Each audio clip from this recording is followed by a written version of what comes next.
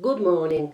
I can't recommend enough the book Black Earth, The Holocaust as History and Warning by Timothy Snyder. To whet your appetite, I will be reading the introduction, Hitler's World, in 3 installments, and then I will make a whole video from the 3 parts. Introduction. Hitler's World.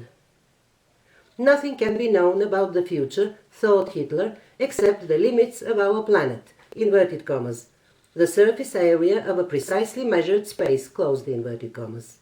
Ecology was scarcity, and existence meant a struggle for land. The immutable structure of life was the division of animals into species, condemned to, in inverted commas, inner seclusion, and an endless fight to the death. Human races, Hitler was convinced, were like species. The highest races were still evolving from the lower, which meant that interbreeding was possible but sinful. Races should behave like species, like mating with like and seeking to kill unlike. This for Hitler was the law of racial struggle, as certain as the law of gravity. The struggle could never end, and it had no certain outcome. A race could triumph and flourish, and could also be starved and extinguished. In Hitler's world, the law of the jungle was the only law. People were to suppress any inclination to be merciful and be as rapacious as they could. Hitler thus broke with the tradition of political thought that presented human beings as distinct from nature in their capacity to imagine and create new forms of association. Beginning from that assumption, political thinkers tried to describe not only the possible but the most just forms of society. For Hitler, however, nature was the singular, brutal and overwhelming truth, and the whole history of attempting to think otherwise was an illusion. Carl Schmitt, a leading Nazi legal theorist, explained that politics arose not from history or concepts, but from our sense of enmity. Our racial enemies were chosen by nature, and our task was to struggle and kill and die.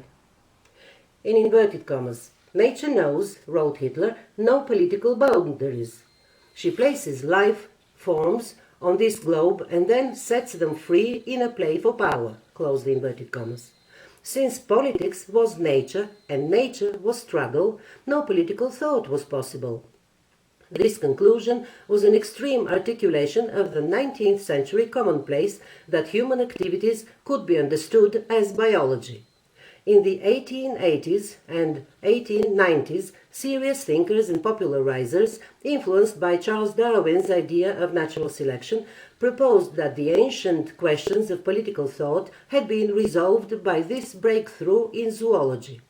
When Hitler was young, an interpretation of Darwin in which competition was identified as a social good influenced all major forms of politics. For Herbert Spencer, the British defender of capitalism, a market was like an ecosphere, where the strongest and best survived. The utility brought by unhindered competition justified its immediate evils. The opponents of capitalism, the socialists of the Second International, also embraced biological analogies. They came to see the class struggle as, in inverted commas, scientific, and man as one animal among many, instead of a specially creative being with a specifically human essence. Karl Kautsky, the leading Marxist theorist of the day, insisted pedantically that people were animals. Yet these liberals and socialists were constrained, whether they realized it or not, by attachments to custom and institution. Mental habits that grew from social experience hindered them from reaching the most radical of conclusions. They were ethically committed to goods such as economic growth or social justice, and found it appealing or convenient to imagine that natural competition would deliver these goods. Hitler entitled his book Mein Kampf, My Struggle. From those 2 words, through 2 long volumes and 2 decades of political life, he was endlessly narcissistic, pitilessly consistent, and exuberantly nihilistic where others were not. The ceaseless strife of races was not an element of life, but its essence. To say so was not to build a theory, but to observe the universe as it was. Struggle was life, not a means to some other end. It was not justified by the prosperity, capitalism, or justice, socialism, that it supposedly brought. Hitler's point was not at all that the desirable end justified the bloody means. There was no end, only meanness. Race was real, whereas individuals and classes were fleeting and erroneous constructions. Struggle was not a metaphor or an analogy, but a tangible and total truth. The weak were to be dominated by the strong, since, inverted commas, the world is not there for the cowardly peoples, close the inverted commas. And that was all that there was to be known and believed.